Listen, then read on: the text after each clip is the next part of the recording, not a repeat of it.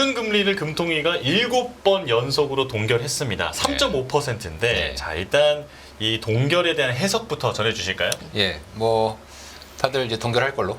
뭐 설마 이런 상황에서 이제 올리겠어? 라는 그렇죠. 생각을 이제 하고 있었는데 네.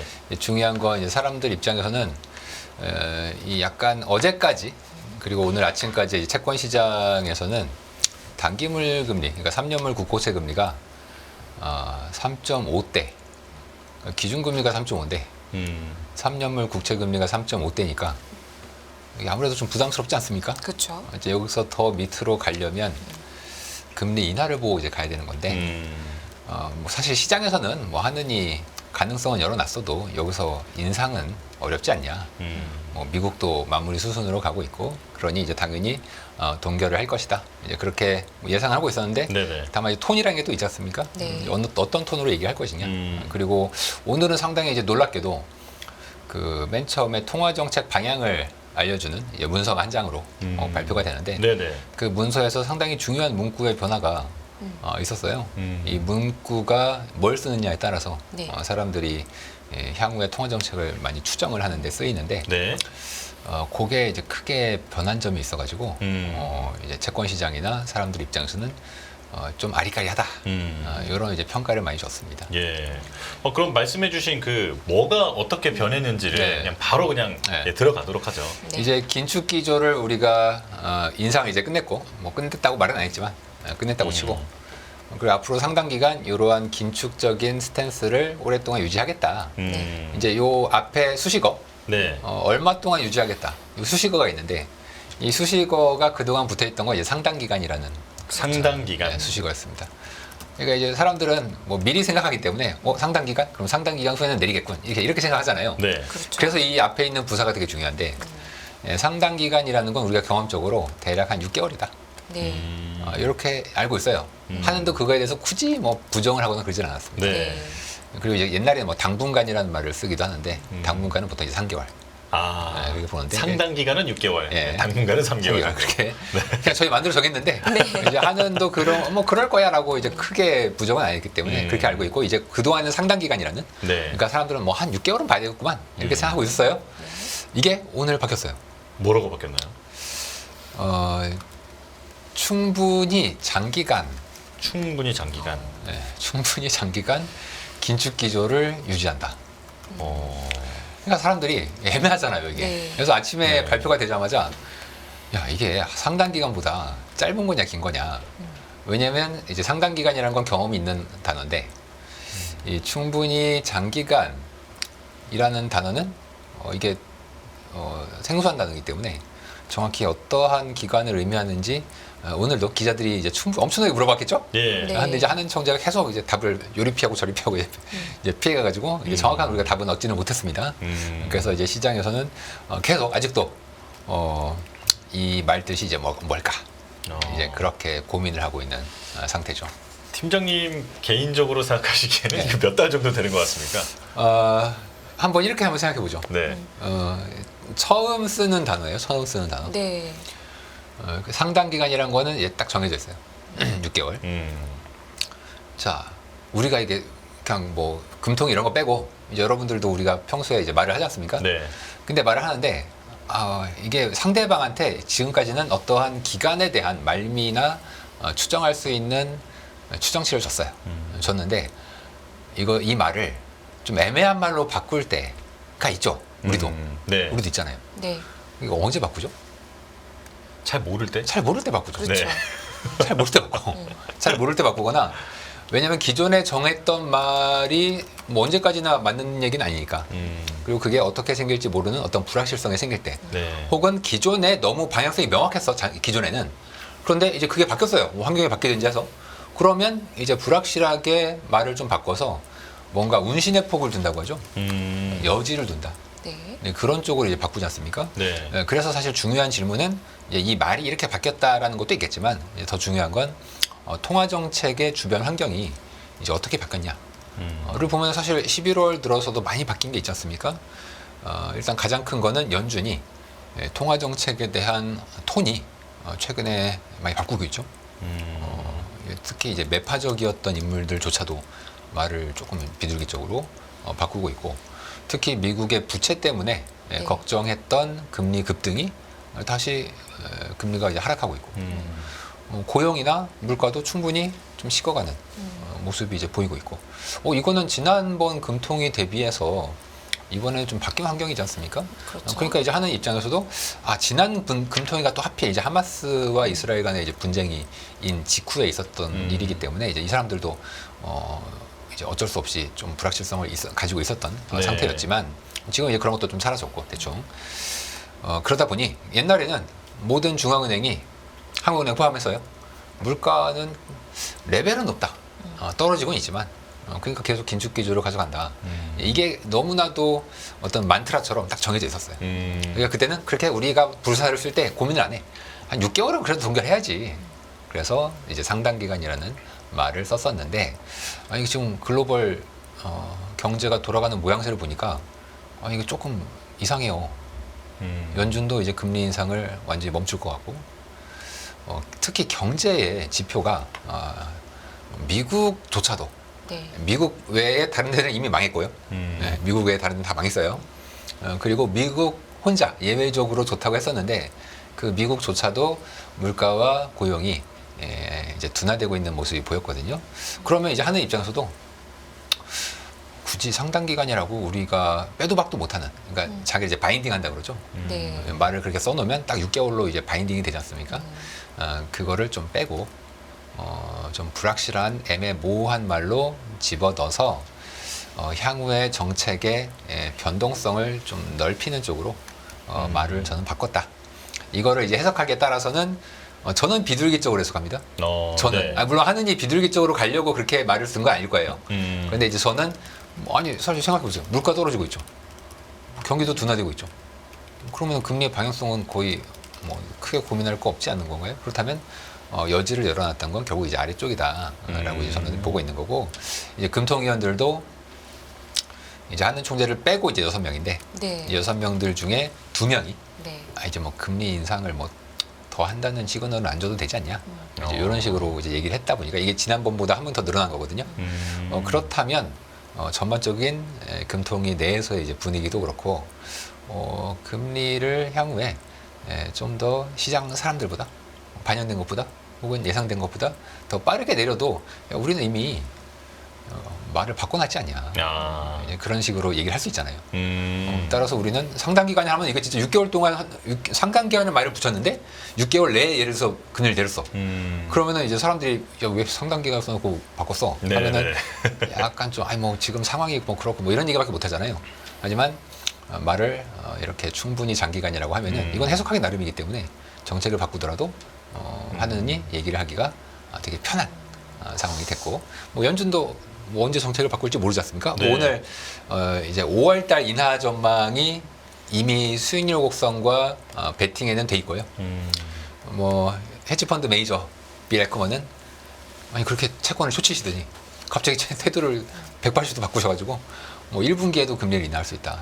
뭐 이런 얘기까지 하는 걸 보면은 시장이라는 게 한 달 다르고 한 달 다른 거니 한은도 좀 여지를 이번 기회에 열어놨다. 이렇게. 저는 오기 봐야 될것 전에 연합 인포맥스에서 정리해주신 네, 기사들을 있어요. 보면서 네, 오히려 네, 조금 오히려 반대로 조금 네네네. 맞습니다. 해석을 했거든요. 맞습니다. 네. 문홍철 팀장님께서 저보다 훨씬 네. 이쪽 분야에 있어서 아니에요. 리스트로 전문가시기 때문에 아니에요. 저는 그냥 이 기사가 어떻게 나왔는지를 네. 다시 한번 여쭤보고 싶어요. 네. 왜냐하면 네.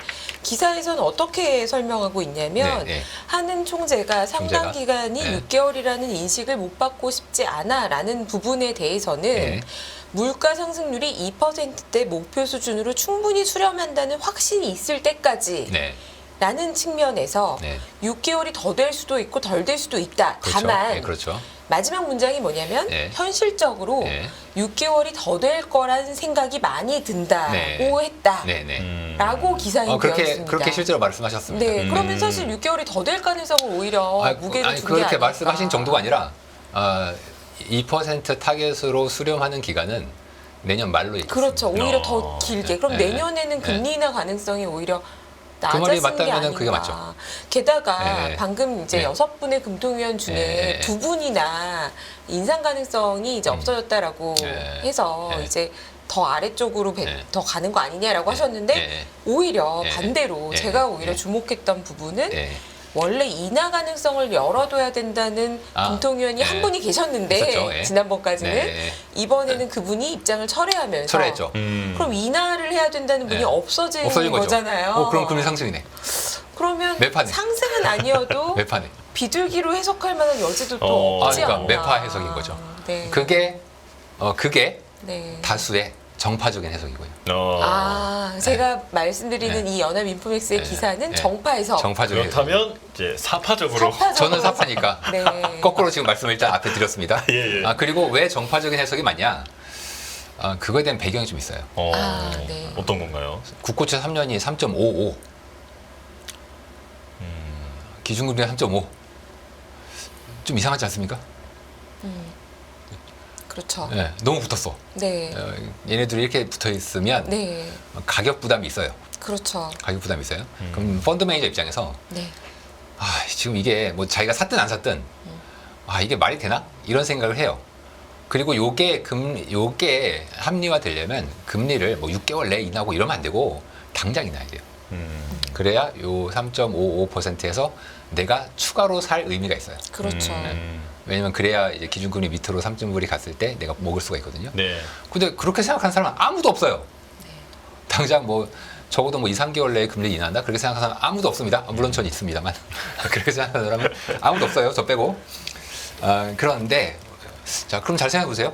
저는 사실 가지고 있는 생각 중에 하나가 사파로서 우리는 답은 이미 정해져 있고 그거에 논리를 맞춘다라고 생각하는 입장입니다. 이게 상식과 많이 다르죠. 네. 사람들은 논리적으로 분석하고 해서 결론을 낸다. 이렇게 생각하시죠? 저는 반대로 생각합니다. 연역, 귀납 뭐 이런 식으로 네. 차이가 있다는 것이죠. 반대로 저는 답은 이미 정해져 있고 네. 그 답에 재료를 맞춘다라고 생각하는 사람이에요. 네. 뭐 달리 삽하겠습니까? 자, 그러면 잘 보세요. 국고채 금리가 너무 부담스러워요. 자, 그러면은 금리가 올라야죠. 그렇죠. 그럼 오르는 재료를 찾겠죠. 근데 마침 금통이네. 근데 말을 애매하게 써놨네. 게다가 인하 얘기한 사람이 철회했네. 이건 쇼시지. 금리 반등. 자, 그러면 지금 미국채 금리도 이제 오후 들어서는 좀 반등했거든요. 아시아장에서. 네. 이게 진짜 약세 재료가 나와서 반등인 건지 가격이 너무 부담스러워서 금리가 오를 때가 이미 됐었는데 그거에 맞게 재료가 나온 건지 저는 후자로 보는 사람입니다. 후자로. 물론 이제 정파는 그렇게 해석 안 해요. 정파는 네. 재료가 이렇게 나왔으니까 당연히 금리가 올랐죠. 라고 이제 얘기를 할 건데 저는 오늘 이제 장종가로 보시면 금리가 올랐는데 그거는 금통위 때문에 오른 거는 그렇게 크지 않고요. 네. 아시아장에서 이제 미국채가 좀 과도한 가격 부담 때문에 이제 금리가 좀 오른 것 같아요. 이제 그걸 반영해서 된 거고 저는 그래서 답은 정해져 있었는데 그 답이란 건 금리가 부담스럽다. 좀 올랐으면 좋겠다. 근데 마침 하는 총재가 아주 감사하게도 애매한 얘기를 해주셨다. 그러면 금리를 오르는 쪽으로 이제 해석하기가 편합니다. 마음이.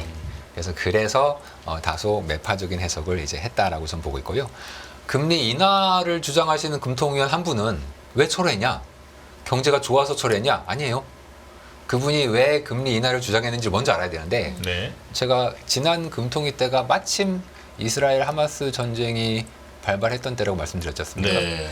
그래서 저도 이게 어떻게 작용할까 좀 몰랐단 말이에요. 굉장히 불확실성이 컸던 사태였고 그러다 보니까 그분이 이 전쟁이 앞으로 어떻게 될지 모르니까 인하 여지를 그래도 위아래로 다 열어놔야 되는 거 아니냐 라는 차원에서 말씀을 하신 거예요.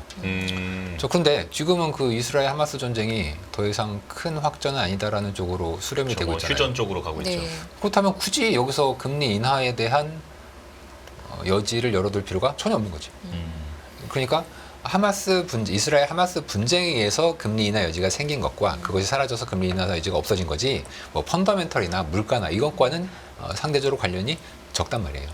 불확실성이 하나가 이제 해소된 거기 때문에 저는 그래서 오히려 이거는 당연한 거고 거기에 플러스 한 명의 금통위원이 동결을 주장을 했다는 건 전 그래서 비둘기로 생각하는 겁니다. 물론 해석의 여지가 있는 거예요. 네. 네. 아니다 인하를 주장한 사람이 없어졌으니까 이거는 매파다 할 말은 없습니다. 단 네. 그거는 중동의 어떤 지정학적 리스크를 사전에 반영했다가 사라지니까 없앤 거지. 갑자기 뭐 물가가 갑자기 올라서 인하를 철회했다? 아니죠. 네. 네. 갑자기 성장이 너무 높아져서 인하를 철회했다? 혹은 연준이 갑자기 매파적에서 인하를 철회했다? 아니지 않습니까? 이렇다면 굳이 그거를 저는 매파적으로 해석할 필요는 굳이 없다. 하지만 왜 네네. 매파적으로 시장을 해석하냐? 금리가 올라야 되니까. 너무 금리가 지금 단기간에 많이 빠졌기 때문에 이거에 대한 이제 부담들이 많이 있으시단 말이에요. 그리고 뭐 이분들이 금리 인하를 막 예측하고 그렇게 막 채권을 샀냐? 그것도 아니에요. 네. 뭐 여러 가지 이제 이유가 있긴 한데 그것도 아니다 보니까 이 사람들은 좀 불편해. 현재 상황이. 저는 그래서 해석이 다소 내파적으로 나온 게 일반적이지 않았는가. 저는 소수 의견입니다. 다시 한번 말씀드려요. 저는 소수 의견인 거 인정하고요. 다만 제 해석이 혹시라도 합리적이라고 생각하신다면 이제 앞으로 금리 인하가 혹은 비둘기적인 쪽으로 갈 수 있을 가능성이 크다. 이렇게 이제 생각하시면 되고. 예. 저는 만약에 건도주 이상한 게 타겟이 만약에 2%인데 기준 그 물가 타겟이요. 네. 그럼 물가가 내년 말 혹은 내후년 초에 타겟으로 와요. 한국이. 네. 미국은 더 느려요. 미국은 내후년 뭐 중반 혹은 네. 말에나 2% 타겟으로 온대요. 물론 저는 그렇게 절대 생각 안 해요. 저는 그렇게 생각 안 하는데 중앙은행이 그렇게 생각한다는 거예요. 네. 그러면 기준금리를 한은은 적어도 연말에 내려야 되고 미국은 내후년에 내려야 되지 않습니까? 그런데 마켓은 뭐 우리나라는 그게 마켓이 없다 보니까 어쩔 수 없지만 미국은 이미 2분기 인하를 확정적으로 반영하고 있단 말이에요. 그러니까 이제 마켓이 앞서가는 거냐, 중앙은행의 추정이 잘못된 거냐에 대한 이제 논란은 있습니다만 저는 마켓 쪽을 조금 더 신뢰하는 편입니다. 네. 일단 그 상당히 길게 지금 말씀을 해주셔서 이제 네. 다음 주제로 넘어가기 전에 네. 정리를 한번 해보면 네. 그러니까 이게 충분히 장기간 긴축 기조를 유지한다라는 말에 대한 해석으로 지금 이렇게 얘기를 네. 한 거잖아요. 네. 네. 그래서 개인적 견해로는 비둘기적 좀 아래쪽으로 방향을 잡은 것으로 이해를 하는데 이제 금통위가 운신의 폭을 넓히기 위해서 네. 이제 이런 표현을 썼다라고 이해를 하고 있다. 네, 지금 일단 이렇게 정리하면 좋을 것 같습니다. 네. 네. 자, 그리고 그 눈에 띄는 지점이 몇 군데가 있는데 그 중에 하나가 지금 말씀해주신 충분히 장기간 긴축 네. 기조 이 네. 표현이었고 네. 혹시 다른 것도 눈에 들어오신 하나 더 게 있습니다. 있나요? 네, 어떤 사실 건가요? 이거는 지금 오늘 뉴스에 전혀 나오지도 않았고 오, 네. 기자들도 전혀 질문을 안 했거든요. 어, 근데 저는 네네. 굉장히 크게 받아들이는 게 있어요. 네. 그게 뭐였냐면 그 한웅 총재가 맨 처음에 기자회견 들어올 때 처음에 그 모두 발언을 해요. 뭐 이러이러해서 우리가 금리를 뭐 이렇게 했다 이렇게 하는데 거기서 그 다음에 잠깐 뭐 한마디를 가끔 이게 넣으시거든요. 네. 근데 이게 평소엔 그렇게 큰 의미가 있는 말은 아닌데 오늘은 되게 의미가 큰 말을 한마디 했습니다. 네. 제가 너무 그때 개인적으로 충격을 받아서 적어왔어요. 근데 정확한 워딩이 뭐였냐면 일단 뭐 그래서 뭐 만장일치로 기준금리 동일했습니다. 한 다음에 통화 긴축 영향에 큰 피해를 받는 분야는 미시적 대응을 고민해 나가야 할 것이다. 이런 취지의 발언을 하셨습니다. 네. 이런 취지의 발언. 제가 지나가는 말을 받아들여온 거라서 이게 정확하지 않은데 네. 이건 정확해요. 제가 이 말을 듣고 좀 깜짝 놀랐습니다. 개인적으로. 잘 들어보세요. 통화 긴축에 피해를 받는 영역은 있죠. 그렇죠. 당연히. 왜냐하면 예를 들어 대기업과 자영업자를 보세요. 대기업은 기준금리 올려봐야 망하진 않아요. 네. 그렇죠. 그냥 장사해.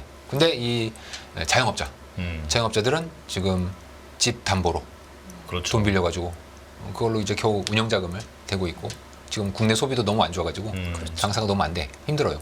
그러면 이분들이 먼저 죽을 거란 말이에요. 그런데 이분들을 도와주고 살리고 망하지 않도록 하기 위해서 미시적인 정책을 쓰는 거지 않습니까? 근데 미시적인 정책은 주로 정부가 쓰는 겁니다. 그렇죠. 중앙은행이 쓰는 건 아니에요. 네. 중앙은행은 통화 정책을 하는 거죠. 통화 정책은 크게 써는 큰 칼. 이제 크게 썰어.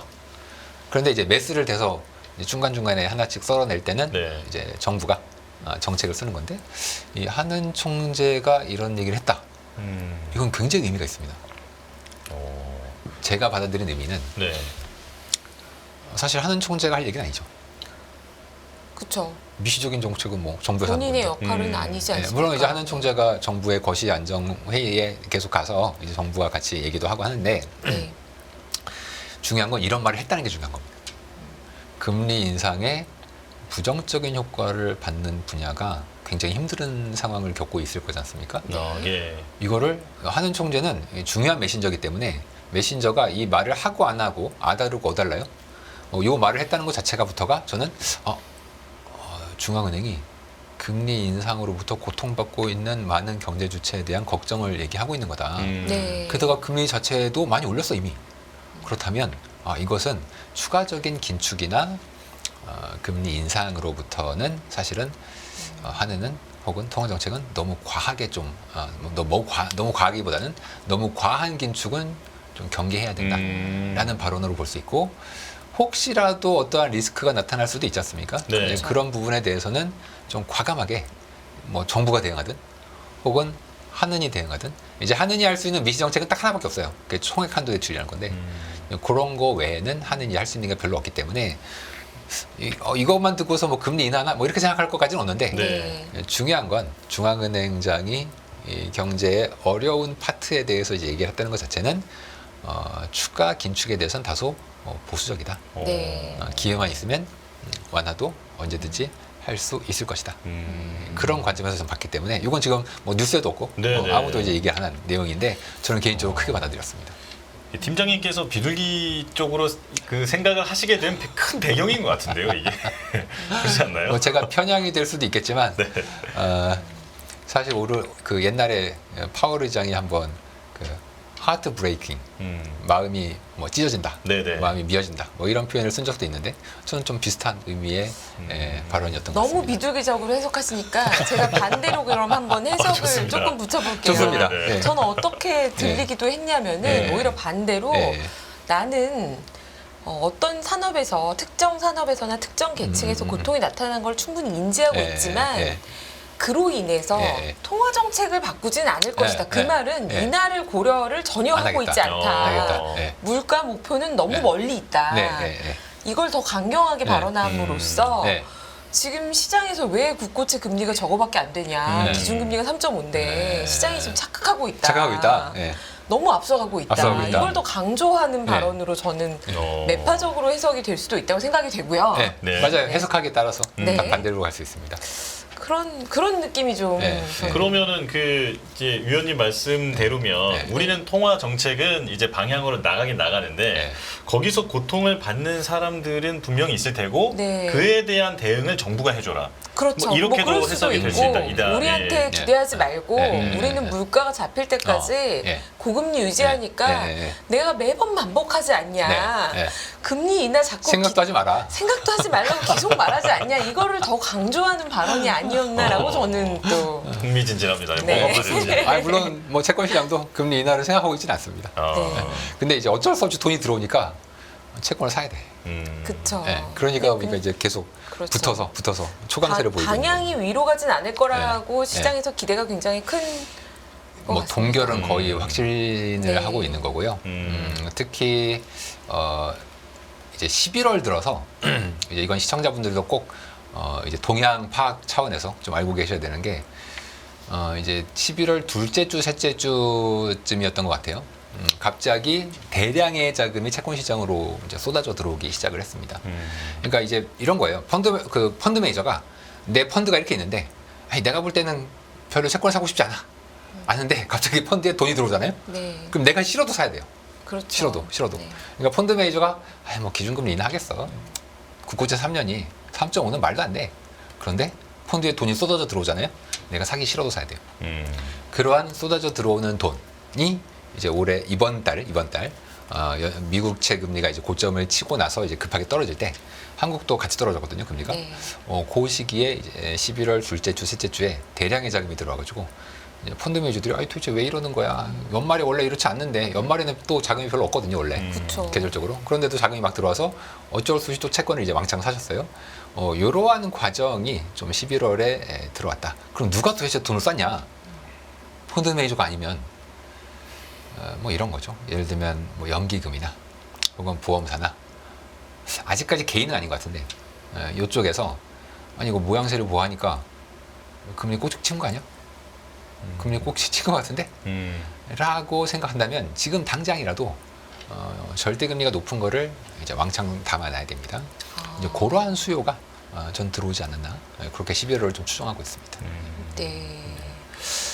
오늘 자료도 가지고 오셔서 예. 저희 인포맥스 라이브 게시판에 올라왔나요? 팀장님 자료가 네. 올라와 있습니다. 네. 보여주시면서 좀 더 설명을 해주셔도 좋을 것 같거든요. 그럴까요? 예. 네. 근데 사실 지금 빌 에크만 얘기를 네. 지금 많이 하잖아요. 아까 네. 앞서 말씀하신 것처럼 예. 금리 올라갈 거라고 쇼쳐서 돈 많이 벌고 갑자기 뷰를 바꿔서 예, 커버에서 시장에 굉장히 영향을 많이 줄 정도로 채권 지금 시장의 반응을- 리딩방. 네, 이래도 네. 되는 거예요. 빌 에크먼 트위터 팔로우 하라고 제가 말씀드렸죠. 예. 빨리 팔로우하고 리딩방이요. 예, 들어가자 하면 들어가고 나오자 하면 나오고 지금 또 찍어졌잖아. 1분기 금리 인하 빨리 들어가세요. 아직 네, 굉장히 세게 말하고 있죠. 생각보다 빨리 인하할 거다. 지금 아직 미국이. 반영된 거는 2분기 말 인하기 때문에 아직 1분기 인하면은 먹을 수 있어요. 지금 팀장님께서도 그 정도로 세게 보십니까? 그렇게 빨리 인하할 거라고 보십니까? 뭐 결론적으로 그렇습니다. 음. 저는 사실은 이제 빌 에크먼 정도의 뭐 자신감이나 시장 영향력은 없기 때문에 좀 말을 이제 조심스럽게 그때 봐가면서 하는데 자신 없을 때는 사람들이 예상하는 것보다 금리 인하가 되게 빠를 수 있다. 뭐 그런 과거에 이제 패턴들이 되게 많아요. 이제 그런 것들을 그동안 좀 보여드렸던 거고 침체나 이제 경기의 둔화는 사전에 예고가 없다. 갑작스럽게 찾아온다. 그렇다면 금리 인하가 또 이제 빠를 수도 있지 않습니까? 과거 패턴상 금리를 인상하고 동결한 시기가 그렇게 길지도 않아요. 네. 뭐 패턴상 보면은 사람들이 뭐 이제 11월이니까 이게 2분기로 땡겨진 거지 얼마 전까지만 10월만 하더라도 금리 인하 미국의 금리 인하 시기는 뭐 3분기, 4분기 막 이랬거든요. 네. 저는 이제 그때도 뭐 하반기에 할까?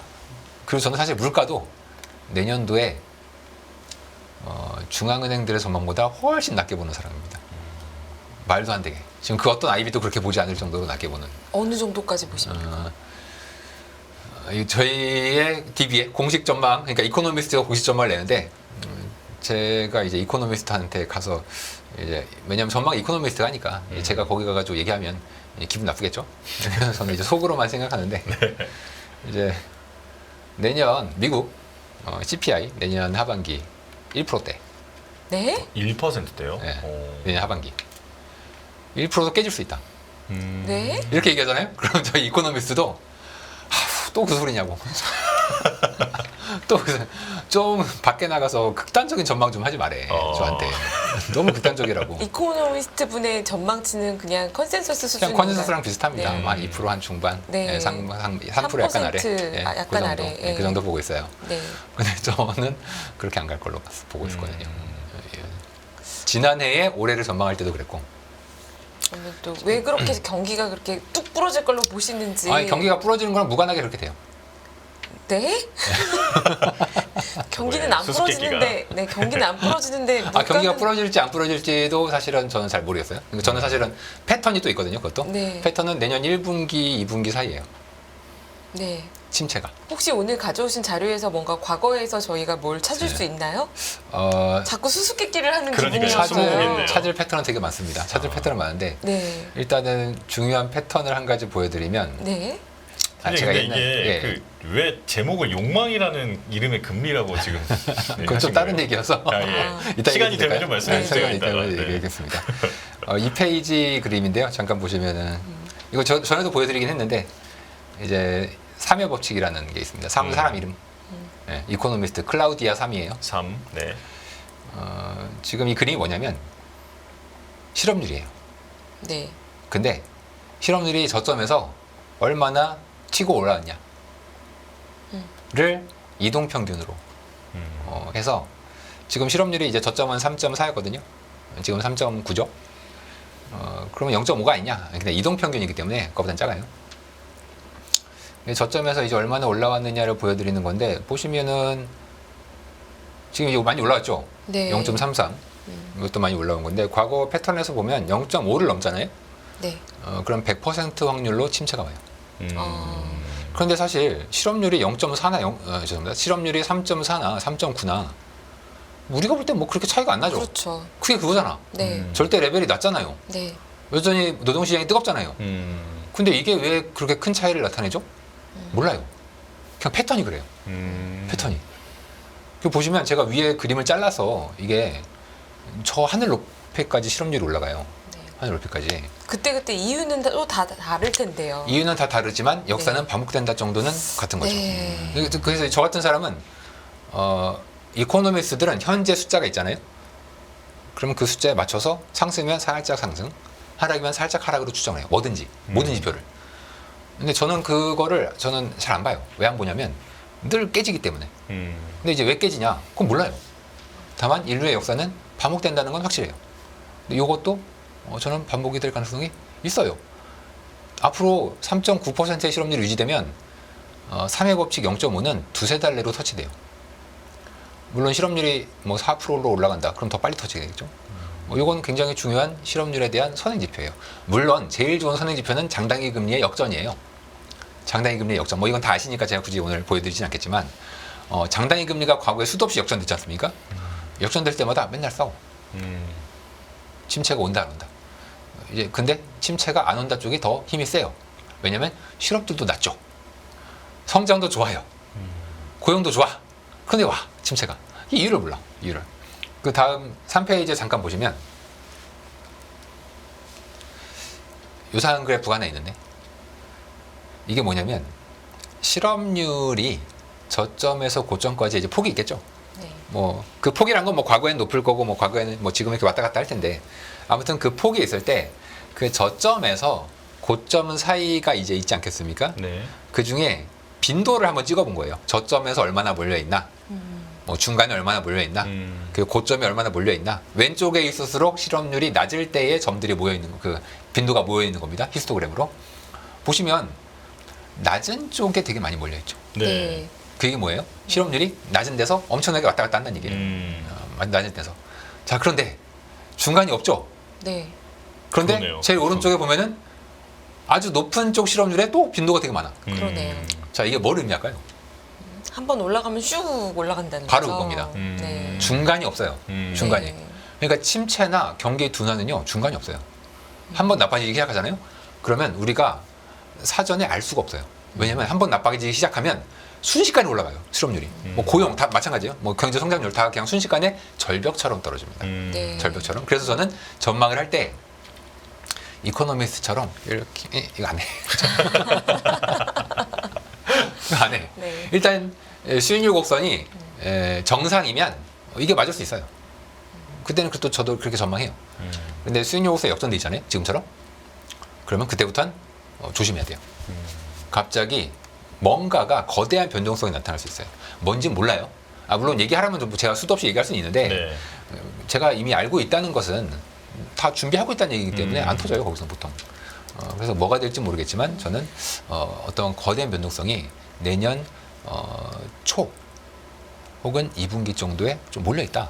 그렇게 좀 보고 있습니다. 그래서 사전에 보통 우리가 얼핏 생각하면 침체가 오기 전에 미리 실업률이 좀 올라가고 고용도 좀 둔화되고 성장률도 좀 낮아지겠지 이렇게 생각하시잖아요. 네. 절대 안 그래요. 이게 쭉 좋게 가다가 갑자기 어느 순간 뿅 터지면 그냥 폭포수처럼 쭉 떨어져요. 중간이 없어요. 그래서 이거는 상식과는 굉장히 어긋나기 때문에 이게 이해하기가 좀 어려워요. 왜냐하면 현실은 우리의 머릿속에 상상과 많이 다르거든요. 그걸 그나마 알 수 있는 방법은 이제 역사를 공부해 보는 건데 네. 이 패턴이라는 게 이제 과거 역사라는 거겠죠. 그래서 이제 이런 좀 요상한 패턴을 제가 보여드리니까 제가 이제 그 시청자분들한테 꼭 드리고 싶은 말씀은 너무 우리의 이성을 믿지 마라. 네. 너무 논리적으로 생각하지 마라. 논리적으로 생각을 하면 늘 미래를 예측하기가 뭐 미래를 꼭 예측한다기보다는 미래에 대비하기가 어려워져요. 네. 왜냐하면 나의 예측과 혹은 나의 논리적인 판단과는 전혀 안 맞는 결과가 이제 네. 나오기 때문에 그래서 어떤 일이든지 벌어질 수 있다. 근데 지금은 여러 가지 패턴이 이제 모이고 있어요. 내년 상반기 쪽으로. 물론 저희의 공식 전망 아니에요. 네네. 저희 이코노미스트도 사견? 네. 저보고 좀 제발 좀 자중하라고 이제 얘기를 하고 있고 저희 주식 좋게 봐요. 저희 네. 주식 좋게 봅니다. 그리고 사실 어떤 면에서는 침체가 오거나 경기가 둔화돼야 주식이 좋을 것 같아요. 왜냐면 금리가 떨어지게 될 테니까.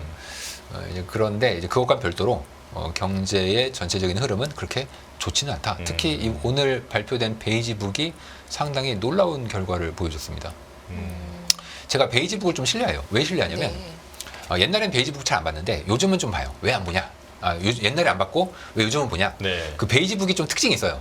그 특징이 뭐냐면 이 베이지북은 숫자가 잘 안 나와요. 네.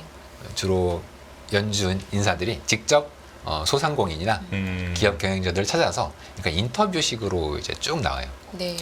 그래서 얘가 그 현장의 목소리를 들을 수 있는 점이 되게 좋아요. 단 이게 꼭 좋냐 그렇진 않아요. 왜냐하면 현장에 있는 사람들은 자기 상황을 좀 과장해서 파악을 하고 받아들이기 때문에 오히려 전체적인 숫자를 보는 게 더 나을 때도 있어요. 네. 그런데 제가 왜 요즘은 베이지북을 중요시해서 보냐? 네. 숫자가 조금 대표성이 결여돼 있을 가능성이 있어 보여요.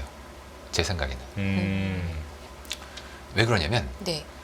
코로나 이후로 이 모든 경제 지표는 설문조사에 기반해서 뽑히는데 이 설문조사 응답률이 많이 떨어졌어요. 왜 그럴까요? 그 이유를 지금 아무도 몰라. 물론 저는 생각이 있는데 네. 그냥 뭐 그거는 뭐 증명할 수는 차트 이거 없지만 한번 보여주시면 좋을 것 같아요. 저 이 자료 보고 되게 흥미롭긴 했거든요. 네, 그 4페이지에 있는 그림을 잠깐 보시면 네. 선이 3개가 있는데 네. 응답률이에요. 네. 네, 통계청에서 그러니까 미국은 노동청에서 네. 좀 우리 조사하는데 대답 좀 해주세요. 네. CPS라고 되어 있는 회색 선이 고용이에요. 비농업. 그리고 가운데 있는 파란색 선이 물가 중에서 네. 이제 하우징에 대한 물가를 추정할 때 이제 렌트비를 산출할 때 쓰는 질문에 대한 답이고요. 그다음 제일 밑에 있는 거는 이제 우리랑은 약간 다른데 이제 사람들 보고 시간 어디다 쓰세요? 여유 시간 같은 거 이제 이런 거 물어볼 때 하는 답인데 전부 공통적으로 코로나 이후에 급작스럽게 떨어집니다. 그러네요. 대폭 떨어져요. 이게 저는 조금 굉장히 놀라웠던 게요. 네. 기술의 발달로 네. 오히려 설문조사가 쉬워졌다고 생각했거든요. 그렇게 생각하시죠? 그렇게 생각하시죠? 네. 이게 논리적인 결론. 사파적인 결론은 정반대가 나와요. 아니 옛날에는 설문조사원들이 가정을 방문하고 그렇죠. 전화하고. 종이에 적고 네. 했잖아요. 네. 근데 지금은 모바일로 누르면 되는데 전화도 하면 되고. 왜 그쵸, 뭐 자동으로 이렇게 되고. 설문조사 응답률이 떨어졌을까? 이게 사실 미국의 이코노미스트들한테는 전 세계 이코노미스트한테 굉장히 큰 스트레스고 수수께끼고 이것 때문에 통계 품질이 떨어지는 것 같다라는 네. 파가 있고 이거 가만해도 통계 품질이 뭐 그대로 온 것 같다라는 파가 있고 막 엄청 싸우고 있습니다. 아니면 어쩌면 발송 숫자가 늘어나서 모수가 늘어났나 이런 물음표가 있어서요. 그렇지 않습니다. 아, 그 모수는 똑같은가요? 그건 똑같아요. 너무 신기하죠. 제 생각을 말씀드릴까요? 네. 네네네. 제 생각은 아까 열매위원이 얘기하신 거랑 똑같습니다. 기술의 발전 때문에. 또 웬 헛소리 아니야? 기술의 발전 때문에 이거 스팸이다 생각하고 안 받는다 뭐 이런. 더 정확하게 얘기하면 네. 기술의 발전이 나의 개인 정보를 가져가서 왜냐면 이건 다 정부가 조사하는 거란 말이에요. 네. 그런데 정부한테 나의 개인 정보를 넘긴다? 음. 굉장히 꺼림직합니다. 네. 저라도 그래요. 저라도 근데 다 익명이라고 얘기하지 않나요? 이런 거. 믿으세요? 믿지 못하는 거죠. 회사 다니셨어요?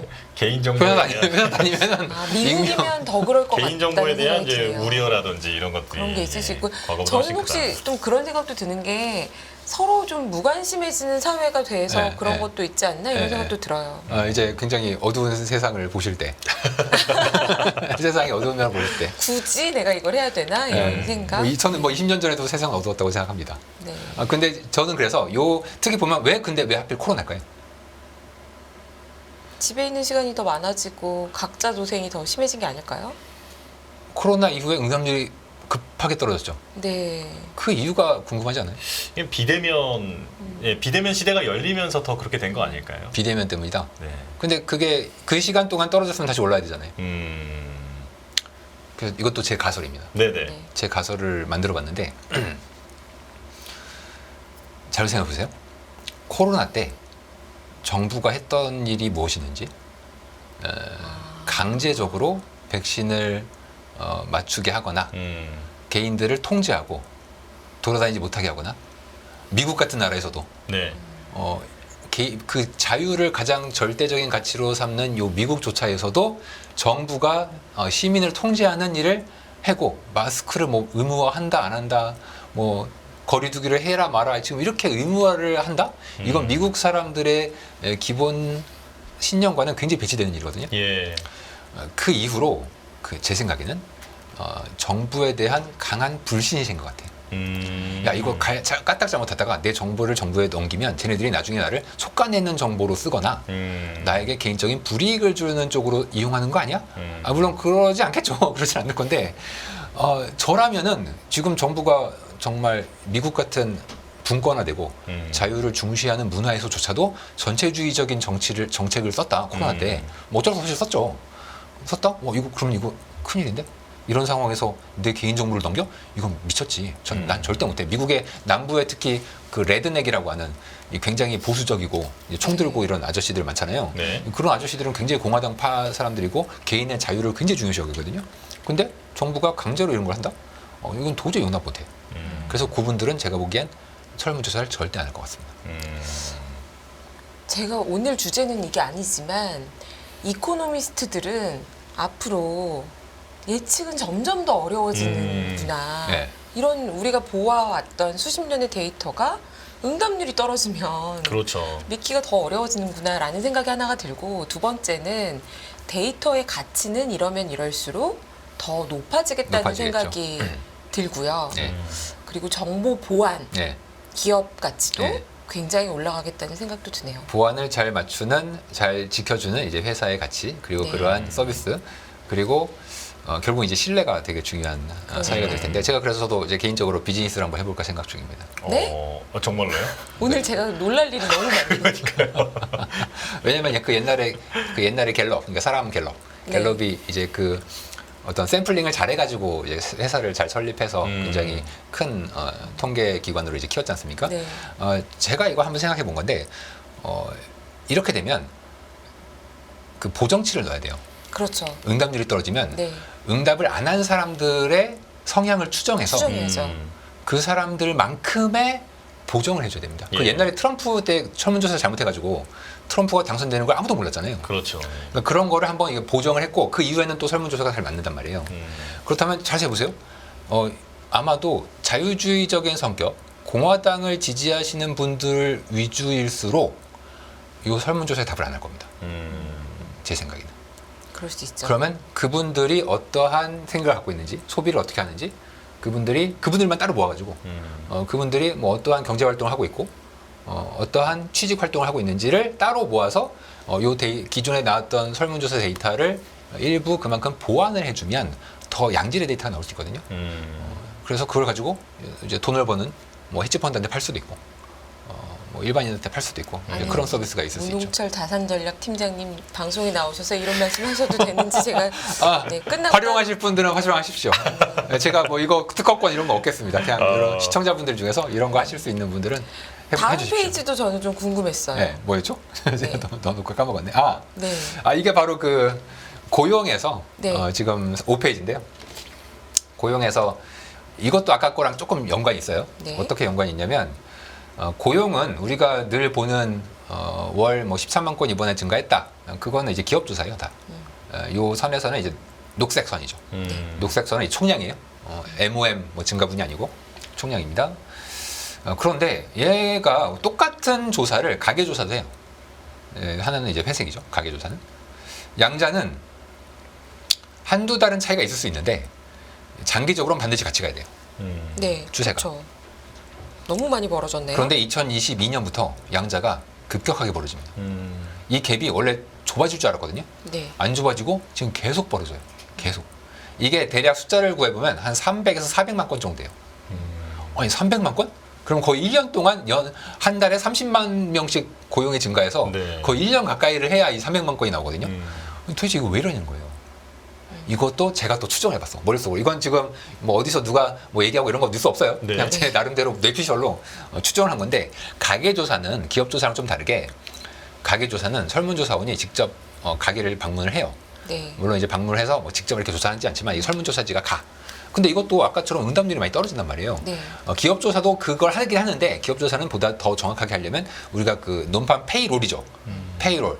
그러니까 슈퍼 체크가 나간 거에 대해서 들어가기 때문에 기업조사는 그 기업에서 페이 체크가 나간 것에 대해서 컴퓨터로 수집을 하기 때문에 상대적으로 좀 그런 편익이 적어요. 네. 적어요. 그러다 보니까 이 가계조사에서 아마 상당 부분의 그 아까 말씀드렸던 그 이유 때문에 상당한 설문조사가 누락돼 있을 가능성이 있어요. 응답률이 떨어지는 것과 연관이 있다. 그런 거죠. 네. 그래서 그럼 기업조사만 보면 되겠네요. 이렇게 생각하시죠? 네. 그게 뭐 틀린 말은 아닌데 가계조사로만 파악할 수 있는 게 몇 가지가 좀 있어요. 왜냐하면 기업조사로는 파악할 수가 없는 게 있단 말이에요. 대표적으로 실업률이 그래요. 실업률은 가계조사로 파악해요. 우리가 보는 이제 실업률 같은 경우에는 그 외에 이제 가계조사만 파악하는 이제 몇 가지 지표들이 있는데 이제 그런 지표들이 좀 부정확하게 나와 있을 가능성이 이제 있는 거죠. 그런 면에서는 이 지표들이 이제 많이 어긋나는 점 굉장히 우리가 주의 깊게 봐야 되고 사실 이거랑 거의 비슷한 그림이 또 있습니다. 어떤 건가요? 요 그림이 있는데 요게 보시면은 선이 두 개의 점선이 하나가 있죠. 네. 이거 녹색 두꺼운 선이 GDP예요. 근데 이제 GDP 뭐 3% 4% 이렇게 보시지 않습니까? 네. 그건 아니고 얘는 그냥 누적해서 전체의 금액으로 한 거예요. 그럼 우리가 3% 4%뭐 GDP 미국 2분기에 3분기에 성장 엄청 했는데 그건 뭐냐? 그거는 얘의 기울기예요. 네. 성장률. 네, 여러분들이 보는 건 요 그래프의 기울기예요. 네. 그래서 요 기울기 우리 수학 시간에 배웠죠? 기울기. 네. 네, 직선의 기울기. 그 직선의 기울기가 가팔라진다. 음. 그럼 성장률이 높아지는 높아지는 거죠. 네. 구조적으로 가팔라지면. 그런데 성장률이라는 게 보통 그렇게 막 변하진 않아요. 네. 쭉 이렇게 올라간단 말이에요. 그래서 이 점선은 과거에 코로나 이전의 추세예요. 추세. 네. 요 추세대로 기울기가 이렇게 왔다. 이게 어떻게 보면 우리가 뭐 잠재 성장률이라고 하는 뭐 그런 거랑 비슷한 겁니다. 기울기가. 그리고 코로나 때 까먹었죠? 네. 그리고 이제 쭉 올라오다가 그 점선을 닿을랑 말랑 하다가 못 닿고 이게 쭉 왔어요. 자, 점선을 회복을 해야 코로나 이전의 추세선을 회복하는 거죠. 그리고 점선의 기울기보다 녹색의 기울기가 급해야 네. 미국의 성장률이 구조적으로 올라간 거다. 그렇죠. 그래야 금리가 구조적으로 코로나 이전보다 높은 게 말이 되는 거예요. 그래야 파월 의장이 11월 1일에 FOMC에서 올해 2% 초반 미국이 성장할 것 같은데 그렇게 성장해도 잠재 성장률보다는 미치예요 라고 얘기했거든요. 그 얘기 뭐예요? 요 녹색이 구조적으로 기울기가 이게 급해졌다. 예, 급해졌다. 기울기가 급해졌다. 그 얘기예요. 자, 근데 이거 제 눈이 삐꾼지 죄송합니다. 비속어를 저는 아무리 봐도 저 점선하고 녹색하고 전 평행으로 보이거든요. 거의 평행한데 최근에 약간 조금 높아져 있죠. 뭐 최근 3분기가 좀 높았어요. 네. 3분기가. 물론 그 3분기의 기울기가 앞으로 계속 간다. 그러면 3분기에 5.2% 성장했어요. 오늘 수정치가 나와가지고 4.9에서 이제 5.1로 올라가는데 네. 5.2로 앞으로 계속 성장한다. 그러면 얘가 쭉쭉쭉쭉 올라와서 점선에 닿겠죠. 네. 그러면 4% 5% 되는 10년물 미국채 금리가 말이 돼요. 그렇죠. 그렇게 돼요. 말이 돼요. 그런데 4분기 일단 뭐 지금 전망치가 있죠. 대략 뭐 2.1% 정도 돼요. 2.1%. 근데 그렇게 되면은 다시 평행이에요. 다시 평행. 그래서 파월 의장이 무슨 근거로 그렇게 얘기했는지 잘 모르겠다. 두 번째는 금리가 정말 4%대 이상에서 계속 놀려면 요 녹색의 기울기가 구조적으로 가팔라져야 되는데 이 그림을 봐서는 아직 잘 모르겠다. 물론 아니야. 지금까지는 그래도 앞으로는 미국의 혹은 뭐 전 세계의 뭐 로봇, AI 혁명 이런 것 때문에 높아질 수 있어라고 얘기하시는 분도 있죠. 뭐 제가 뭐 그거 모르죠. 앞으로 가봐야 되니까. 하지만 저는 조금 이제 보수적으로, 왜냐면은 혁신이라는 건 과거도 여러 번 있었거든요. 이제 그런 게 얘를 구조적으로 기울기를 높일 것인지에 대해서는 저 조금 퀘스천 마크가 있고, 사실 더 충격적인 건 그 아까랑 비슷하게 요 회색 보세요. 회색은 GDP랑 같은 개념의 GDI예요. GDI. 그러니까 GDI는 사람들이 잘 안 봐요. 다만 GDI랑 GDP는 같은 거예요. 둘 다 경제 성장을 측정하는데 다만 코끼리를 앞에서 보냐 뒤에서 보냐 그 차이예요. GDP는 생산으로 측정을 하는 거고, 네. GDI는 소비로 소득으로 측정을 하는 겁니다. 인컴으로. 네. 둘은 원래 같이 가야 돼요. 다르면 안 돼. 말이 안 돼. 네. 그런데 지금 GDI는요 2년 동안 횡보했습니다. 왜 이렇게 차이가 많이 나나요? 최근에? 아무도 몰라요. 음. 이거는 또 아까의 설문조사 그런 것과는 또 무관해요. 네. 그리고 이코노미스트들도 왜 그런지 아직 이유를 못 찾고 있습니다. 다만 이게 옛날에도 이런 패턴이 있었던 적이 있어요. 언젠가요? 금융위기 직전에요. 약간 둠 아닌가요? 둠. 아 제가 이런 거 웃고 얘기하면 안 되는데. 아니 시간이 죄송합니다. 몇 분 안 남았는데 패턴이 그래요, 패턴이. 시간이 몇 네, 분 안 패턴이. 남았는데 팀장님의 자료는 많이 남아 있고 맞아요. 지금 우리는 외환시장 전공까지는 가지도 못했어요. 죄송합니다. 그래서 남아 있는 짧은 시간 동안 아까 핵심 팀장님께서 아, 예. 아까 하나 있었거든요. 그러면은 그 아까 전에 시청자분께서 올려주셨던 질문이 하나 있는데 요거 미리 아까 말씀드렸을 때 꼭 네. 대답을 네. 하고 싶다고 말씀하신 게 있거든요. 시간 아끼기 위해서 제가 한번 쭉 그냥 읽어드리겠습니다. 자, 리버티 에브리웨어 님께서 보내주신 건데 미국 국채 발행 예정 물량이 많은 상황이고 그리고 유럽까지 금리 인상을 할 수 있다고 겁주는 상황에서 일본이 YCC 정책을 폐지한다면 미국 장기채 금리가 다시 급상승할 가능성은 없을까요? 네. 이렇게 물어보셨어요. 네. 일단 그 첫 번째 앞에서 얘기한 두 가지. 네. 미국 발행이 늘어나고 있다. 음. 두 번째 유럽이죠. 금리 인상. 연준은 금리 인상을 아마 못할 겁니다. 미국이랑 똑같아요. 그리고 사실 미국은 그나마 경제가 좋잖아요. 유럽은 거의 침체 상황이에요. 네. 지금 현재. 그러니까 이런 상황에서 금리를 올린다? 자살행입니다. ECB도 그건 알고 있기 때문에 아마 유럽은 못 올릴 거고 첫 번째인 모두들 그런 줄 알고 있는 미국의 부채가 빠르게 증가하고 있다. 이것도 좀 오해예요. 오해예요. 실제로 미국의 부채는 그냥 과거 추세대로만 증가하고 있습니다. 급증하고 있진 않아요. 급증하고 있진 않아요. 그래서 물론 이제 그거에 대해서 헤지펀드들이 많이들 쇼쳤다가 아닌가 보다 하고 다시 롱치고 이게 그거 아닙니까? 다들 부채가 무한대로 늘어난 줄 알았는데 갑자기 세금이 많이 들어오니까 아닌 게 비다 하면서 다시 숏을 커버했어. 그래서 약간 그 첫 번째 전제였던 미국의 부채가 늘어나는 거에 대해서는 약간 이제 뭐 안심까지는 아니지만 조금 이제 오해다. 그리고 ECB 유럽은 금리를 올릴 상황이 전혀 아니다. 다행히 영국도 그렇고 뭐 독일 물가도 안정되고 있다. 자, 뭐 이것과는 좀 별개로 일단 일본 지금 엔화 많이 사놓으셨거든요. 네. 여행도 많이 가셨고 뭐 엔 사놓고 이제 원화보다 엔이 더 세질 것 같다. 굉장히 합리적인 판단이시긴 한데 지금까지 재미가 별로 없었습니다. 이게 약간 손실도 나고 이게 좋진 않았어요. 다만 앞으로는 저는 괜찮을 수 있다. 네. 그렇게 생각합니다. 그리고 저는 12월 FOMC가 중순에 있는데 그 다음 날인가 다다음 날에 BOJ가 있어요. 저는 해당 회의 시간을 전후로 해서 BOJ가 정책을 꽤 긴축적으로 깜짝 발표를 할 것 같습니다.